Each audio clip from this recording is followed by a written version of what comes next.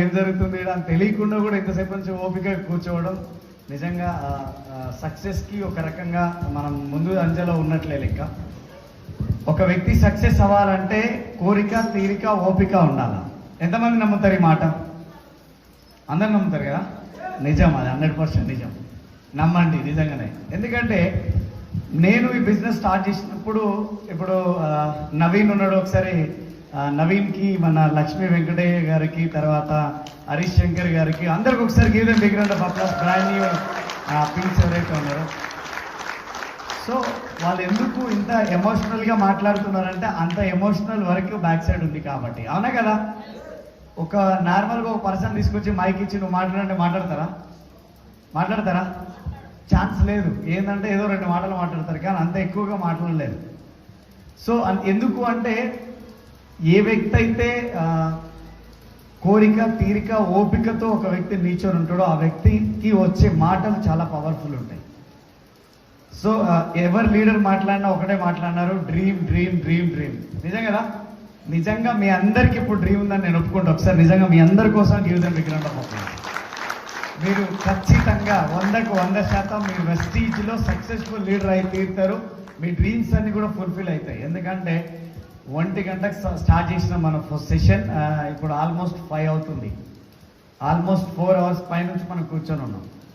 So మళ్ళీ ఒకసారి నేను ఇదే మాట చెప్తాను. ఎందుకంటే ఫస్ట్ కోరిక, నాకు డ్రీమ్స్, నా కోరికలు ఉన్నాయి, నాకు ఇవి ఉన్నాయి, నాకు కారు కావాలి, నాకు ఇల్లు కావాలి, నాకు గోల్డ్ కావాలి, నా పైసలు కావాలి. సో ఎవరికైతే ఎక్కువ కోరికలు ఉంటాయో సో వాళ్ళు 100% బిజినెస్లో గెలవడానికి ఛాన్స్ ఉంటుంది. ఎందుకంటే మీకు డ్రీమ్స్ లేదు అంటే కనుక గమ్యం తెలియని ప్రయాణం. ఇప్పుడు ఇక్కడ మీరు కూర్చోవడానికి ఒక పర్పస్ ఉంది. ఎసర్నో అవునా?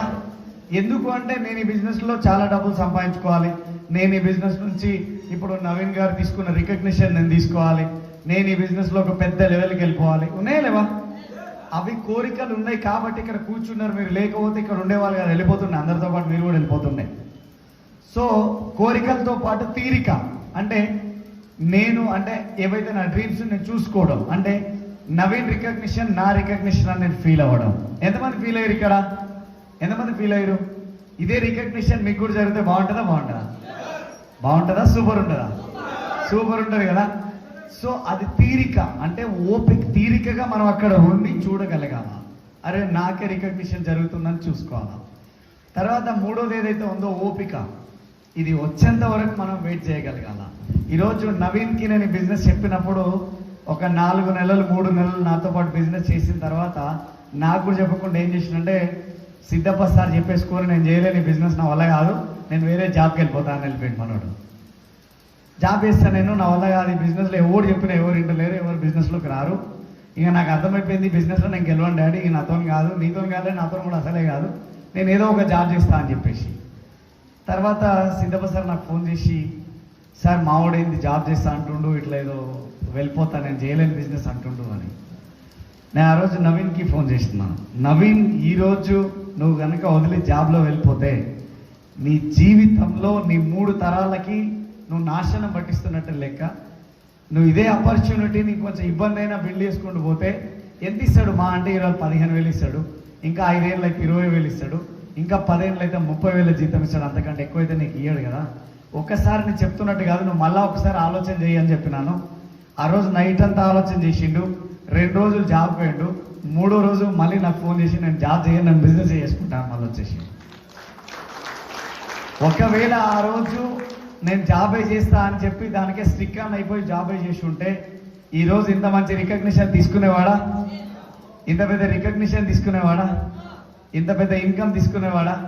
ఒక లగ్జరీ కార్ నడిపేవాడా? మరి మనమేమో ఆలోచిస్తున్నాం. మనకు ఎదుటి వ్యక్తిని చూసినప్పుడు కనువిప్పు కలిగింది అంటే అక్కడనే మనం 50% గెలిచినట్లు లెక్క. ఆ మిగతా 50% అనేది మనం చేసే పని వల్ల గెలుస్తాం. సో నేను చాలా మందికి చెప్తా ఉంటా, నేను సక్సెస్ అయిపోవాలా, నేను క్రౌన్ కావాలా, నేను యూసిటీ కావాలా, కానీ నేను ప్లాన్ చెప్పాను. నాకు 2 లక్షల ఇన్కమ్ కావాలి, కానీ నేను ఏ ఒక్క వ్యక్తికి నేను మీటింగ్ అటెండ్ కాను, జూమ్ మీటింగ్ అటెండ్ అవ్వను. సో నాకు తెలుగులో ఒక సామెత ఉంటుంది, గుర్తొస్తుంది. ఏముంటుంది అంటే, గుమ్మిలో గింజలు గుమ్మిలో ఉండాలి, పిల్లోడు మాత్రం దొడ్డు కావాలా. ఎట్లా అవుతుంది అది? గుమ్మిల గింజలు ఒడిస్తే పిల్లోడు దొడ్డుకైతాడు. ఎసారనో అది ఒడవకపోతే వీడు ఇట్లనే ఉంటాడు. కానీ జనాలు ఏమనుకుంటారంటే అట్లా అయితే బాగుండు, అట్లా అయితే బాగుండు. అవుతుంది అట్లా 100% కాదు. మేము చేసి చూసినాం, మా వల్ల కాదు, మీతో కూడా కాదు. ఇళ్ళ గెలవాలా, ఇళ్ళ గెలవాలా, ఇళ్ళ డబ్బులు రావాలా, ఇందులో నాకు సక్సెస్ఫుల్ పొజిషన్లో ఉండాలంటే ఖచ్చితంగా ముందర నడిచిన వ్యక్తులు చేసిన పని చేసినప్పుడే మీరు కూడా సక్సెస్ అవుతారు, అదర్వైజ్ సక్సెస్ అవ్వరు. సో ఇక్కడ లేని పని ఏం లేదు, ఇక్కడ no pain no gain, కష్టే Phale సుఖే. కష్టపడి పని చేయాలా, ఫలితం గురించి ఆలోచన చేయాల్సిన పని లేదు, ఫలితం దానంతటదే వస్తుంది. నో పెయిన్, నీకు నొప్పి లేకుండా రిజల్ట్ ఎట్లా వస్తుంది? వేలికి ముళ్ళు గుచ్చుకుంటే ముద్దు పెడితే బయటకు రాదు, అది మళ్ళీ పిన్నీస్తో కూర్చున్నప్పుడు అది బయట వస్తుంది. ఎసారనో నొప్పికి నొప్పి తోడైనప్పుడు రిజల్ట్ వస్తుంది. మీకు ఒక నొప్పి ఉన్నది, మనిషి గెలవాలంటే నొప్పులన్నా ఉండాలి, అప్పులన్నా ఉండాలి అని. సో నాకు అవి రెండు ఉండే, సో నా జీవితంలో రెండు ఉండే, అందుకే తొందరగా వచ్చేసినాం ఇక్కడ, లేకపోతే లేదు. ఇప్పుడు చాలా మంది మనకి ఏమనిపిస్తుంది అంటే, ఎవరైనా ఇబ్బంది అయిపోయి ఏదైనా బాగా చుట్టాలలో ఏదన్నా మన నేమ్ ఖరాబ్ అవుతుంది అన్నప్పుడు అనిపిస్తుంది, ఎట్లన్నా చేసి 6 నెలల నేను ఏదో చూపిస్తారా, నేను మీసాలు ఇస్తాడా, మళ్ళీ తెల్లారి ఇంటికి వచ్చి లేచిన తర్వాత మస్తు మాట్లాడతాం గవర్న అవుతాయా? ఎసారనో ఎవరికన్నా 1,00,000 రూపాయలు అప్పు తెచ్చుకుంటే 3 నెలల పైసలు ఇస్తా అంటే 6 నెలలు కూడా ఇవ్వకపోతే మరి ఇంటికి వచ్చి అడుగుతాడా? ఇస్తావా గల్లబట్టి అడగాలరా, పైసలు ఇవ్వ అంటున్నాడు. అరే నువ్వెంత, నీ లెక్కెంతరా, రేపు పొద్దుగాలు వచ్చి పైసలు తీసుకోపో అంటాడు. ఈ రేపు పొద్దుగాలు ఈయన ఉన్నాడు, శ్రీశైలం పోతాడు. సో అంటే అవి తాత్కాలికమైపోయినాయి. సో మా జీవితంలో ఎట్లుండేవి అంటే, ఆ ఇబ్బందులు మమ్మల్ని బతకనిచ్చేవి కావు, మమ్మల్ని మాట్లాడనిచ్చేవి కావు. పొద్దుగా లేచే లోపు మన ఇంటి ముందర ఉండేటోళ్ళు, నైట్ పడుకునేంత వరకు ఎవరిదో ఒకళ్ళు ఉంటూనే ఉంటుండే. నేను అప్పుల వాళ్ళ బాధలు తట్టుకోలేక నైట్ 12 గంటలకు ఇంటికి వెళ్ళేవాడిని, తెల్లవారుజామున 4:30-5 గంటల మళ్ళీ బయటికి వెళ్ళిపోయేటోంది. ఇంకెవరిని అడుగుతారు, అడుగురా సపాట్లు కొడుతారు, మీరు ఎంత మంచిగా రామచంద్ర అంటే మీరు కూడా ఇదే పని చేద్దాం అనుకుంటారు, అది చేయొద్దు.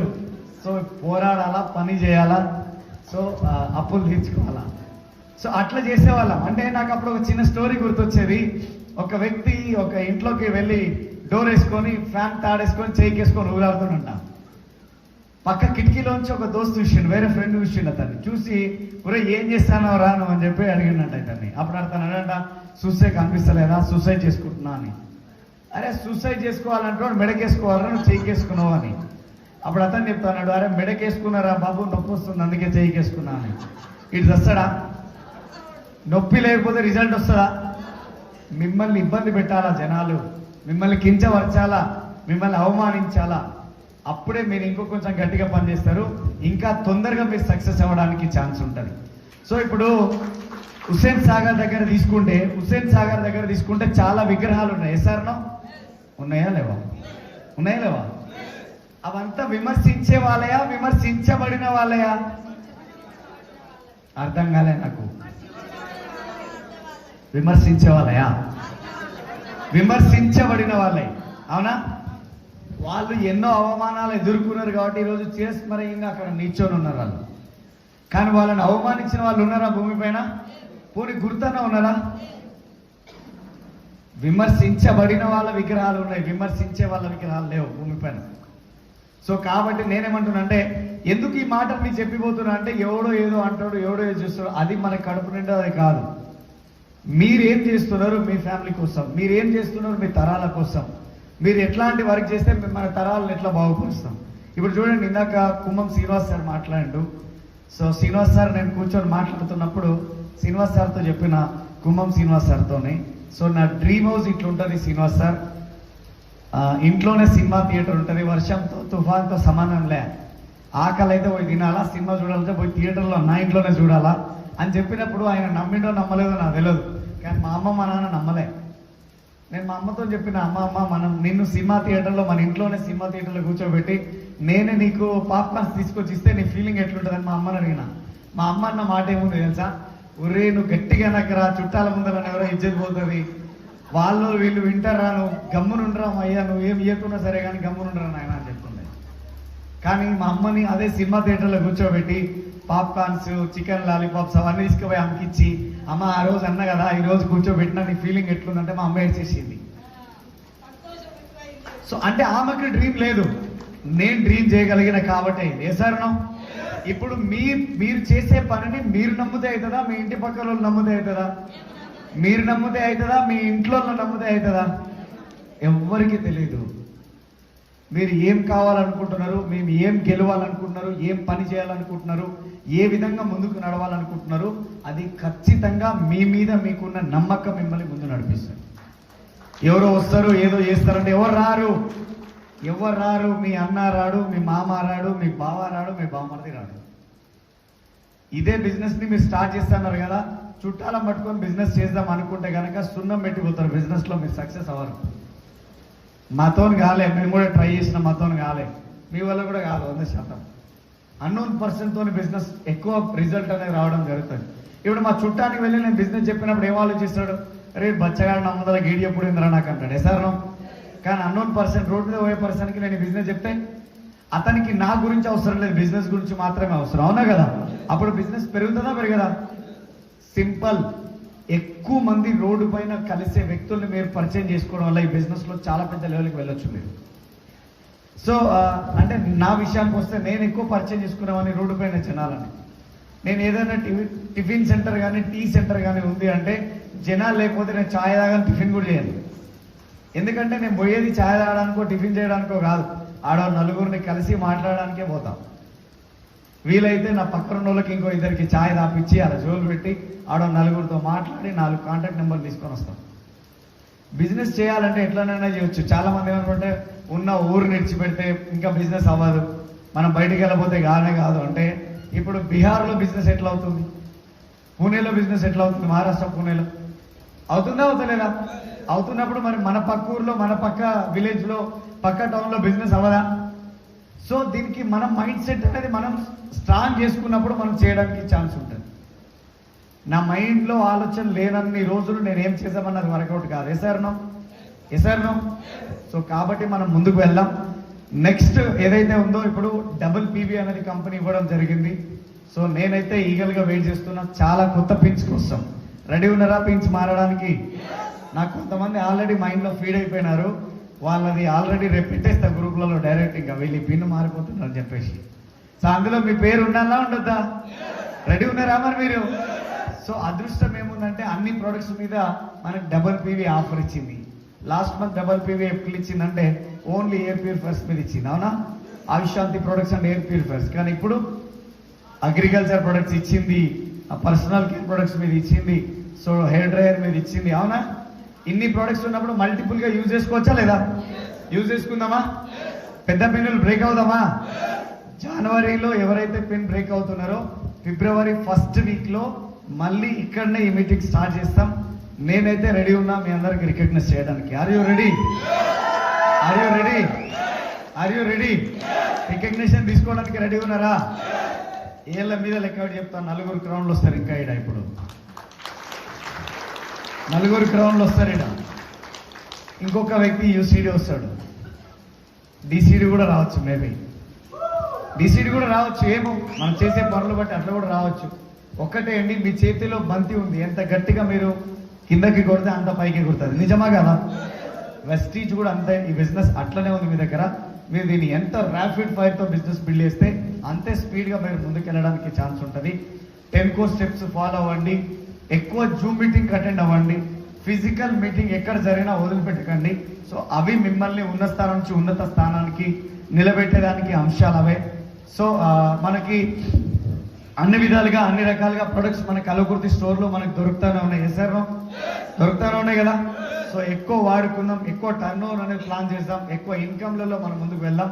సో ఎక్కువ టైం అయ్యింది కాబట్టి ఇక్కడ నుంచి మనం ముగించుకుందాం. Thank you very much and back to leader. Thank you. So మీ అందరి కోసం కూడా ఒకసారి థ్యాంక్స్ చెప్తా, ఇంత ఓపికగా మీరు ఇక్కడ కూర్చున్నందుకు. So I wish all the best. Go ground, go DCD. Thank you very much.